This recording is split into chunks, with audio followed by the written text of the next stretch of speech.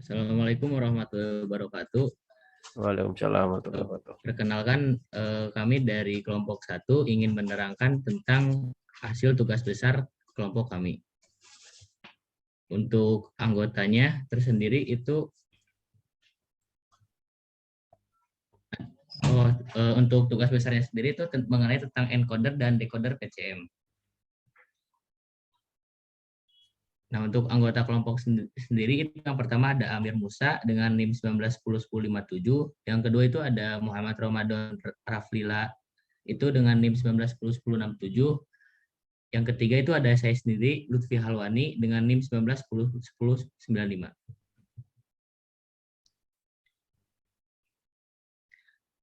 Untuk pengertian PCM sendiri, PCM atau Pulse Code Modulation adalah salah satu teknik memproses suatu sinyal analog menjadi sinyal digital melalui kode-kode pulsa. Proses-proses utama pada sistem PCM diantaranya ialah proses sampling, itu pencuplikan, quantising atau kuantisasi. Yang ketiga itu ada coding, pengkodean. Yang keempat itu ada recoding, pengkodean kembali. Nah, ini contoh diagram blok proses-proses PCM. Dari yang pertama itu ada input analog masuk ke LPF, low pass filter, terus di sampler dari sinyal analog ke masuk ke sampler, terus masuk ke quantizer N level. Setelah itu masuk ke coder, dari sinyalnya itu udah berubah ya dari sebelumnya, dari masukannya. Setelah di coder itu masuk ke transmisi, masuk ke regenerasi. Bisa dilihat di sini dari sinyalnya yang berbentuk satu lembah, satu gunung itu jadi berbeda-beda. Terus setelah masuk ke regenerasi, masuk ke decoder itu sinyalnya itu udah berbentuk digital. Terus masuk ke LPF, terus output analog lagi, berubah lagi dari analog ke analog lagi outputnya.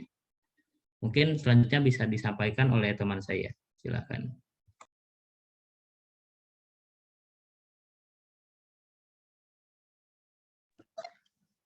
Baiklah, saya akan melanjutkan penjelasan dari Saudara Lutfi.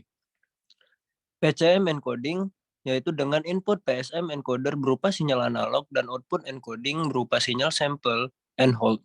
Sinyal input harus dibatasi untuk bandwidth and range amplitude tertentu. Bandwidth maksimum yang diizinkan tergantung dari kecepatan sampling yang digunakan berdasarkan kriterianya quiz. Selanjutnya, PCM decoding. Dengan input PCM decoding berupa sinyal PCM, sedangkan outputnya akan serupa dengan sinyal input dari sumber. Jika terjadi distorsi, hal ini disebabkan karena proses kuantisasi dari encodernya. Selanjutnya, proses-proses pada PCM. Yang pertama itu ada sampling. Proses pengambilan sampel atau contoh besar sinyal analog pada titik tertentu secara teratur dan berurutan. Frekuensi sampling harus lebih besar dari 2 kali frekuensi yang disampling, atau sekurang-kurangnya memperoleh puncak dan lembah. Teoremanya quiz. Hasil penyamplingan berupa PAM, atau Pulse Amplitude Modulation. Yang kedua ada kuantisasi, yaitu proses menentukan segmen-segmen dari amplitude sampling dalam level-level kuantisasi. Amplitudo dari masing-masing sampel dinyatakan dengan harga integer dari level kuantisasi yang terdekat. Yang ketiga ada coding, proses mengubah atau mengkodekan besar amplitude dari sampling bentuk kode digital biner. Yang keempat ada regenerasi. Selama transmisi, sinyal digital PCM mengalami redaman dan bercampur dengan noise transmisi, sehingga perlu diperbaiki sebelum proses pengkodean kembali dengan regeneratif repeater atau rangkaian penyegar sinyal. Yang kelima atau yang terakhir ada decoding. Proses konversi dari sinyal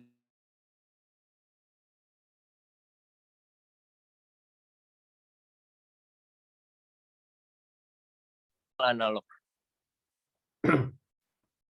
Oke, selanjutnya di sini saya akan melakukan simulasi. Jadi ini merupakan skripnya yang nanti akan saya simulasikan di MATLAB. Kemudian di sini ada dua. Yang pertama ada PCM dari sisi TX ya atau pengirim. Kemudian ada dari sisi RX atau dari sisi penerima. Kita nanti lihat gimana sinyalnya seperti apa gitu. Nah, ini untuk hasilnya, untuk hasil di TX seperti ini, nanti ada 5 tahapan. Kemudian nanti akan saya jelaskan juga di RX. Oke, mungkin saya masuk ke MATLAB-nya. Nah, jadi di sini saya akan jelaskan yang pertama itu membangkitkan sinyal ya, sinyal sinusoidal. Di sini kita pakai A-nya 5, kemudian frekuensi modulasinya 2, fs-nya 200. Nah, yang kedua nanti dia akan disampling ya, disampling, kemudian dia akan digeser ya, digeser, kemudian dikuantisasi dan nanti terakhir di encoding.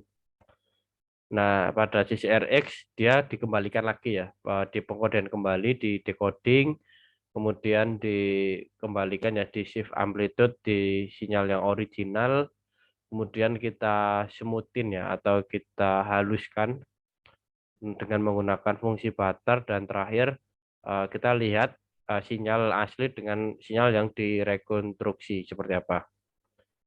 Nah, ini saya coba jalankan. Nah, di sini sudah terlihat ya, ada dua figur. Figur 1 ini merupakan sinyal dari sisi TX ya. Jadi ini sebuah sinyal. Nah, ini sinyal awalnya di mana tadi A-nya 5 ya, amplitudenya 5, kemudian apa namanya, disampling ya, dititik-titikkan, dititik-titikkan. Nah, kemudian dari sini dia di plus A ya, karena dia dipositifkan dulu. Karena tadi amplitudenya 5, jadi mulainya dari 0. Nah, dari sini udah mulai dari 5 karena A-nya 5, jadi 5 ditambah 5 jadinya amplitudenya 10 biar nilainya positif. Kemudian diterkuantisasikan. Nah, akhirnya seperti ini untuk sinyal PCM-nya. Nah, ini dari sisi TX-nya ya. Kemudian dari sisi RX-nya, nah ini sinyal yang didekodingkan ya, dikembalikan lagi, dikembalikan. Nah, karena ini amplitudenya masih di batas atasnya 10 ya, kita kembalikan ke batasnya semula ya, yaitu batasnya 5, kemudian masih sama, terakhir dihaluskan ya. Ini dihaluskan untuk sinyalnya nih. Nah, ini sinyal yang diterima oleh si TX ya, oleh RX, sinyalnya seperti ini. Nah, ini yang terakhir saya membuat melihat ya, bagaimana sinyal yang seharusnya dikirim dengan sinyal yang diterima. Di sini bisa dilihat bahwa sinyal yang merah ini sinyal yang dikirim ya, dia sangat sempurna ya, satu lembah, satu gunung. Tapi di sini terjadi ya, ada dalam pengiriman paket itu mesti terjadi redaman dan lain sebagainya, maka dia tidak sempurna ya. Nah, seperti ini. Kemudian untuk penjelasannya kita bisa lihat kembali bahwa pertama adalah prosesnya, pertama difilter ya, menghilangkan sinyal yang tidak perlu, kemudian disampling, kuantisasi, terakhir di decoding. Kemudian kalau di sisi PCM bagian decodernya itu pertama di relative repeater untuk memperbaiki sinyal digital yang mengalami redaman, kemudian di decoder proses konversi dari sinyal digital dan analog, terakhir filter LPF ya untuk menghilangkan sinyal-sinyal tidak diperlukan. Kemudian di sini ada kesimpulannya ya. Kesimpulannya itu ya, PCM merupakan teknik untuk memproses suatu sinyal analog menjadi sinyal digital. Prosesnya ada 4, dari sampling, quantizing, decoding, kemudian coding dan decoding ya. Nah, ini untuk frekuensi sampling itu mengambil dari teori Enquist ya, di mana nilainya Fs sama dengan 2Fm. Nah, terakhir sinyal terkonstruksi tidak 100% sama dengan sinyal asli. Hal ini dikarenakan dalam prosesnya ya mengalami redaman. Oke, mungkin seperti itu penjelasan dari kelompok kami tentang encoder dan decoder PCM. Semoga dapat bermanfaat. Aku tutup. Wassalamualaikum warahmatullahi wabarakatuh. Waalaikumsalam warahmatullahi wabarakatuh.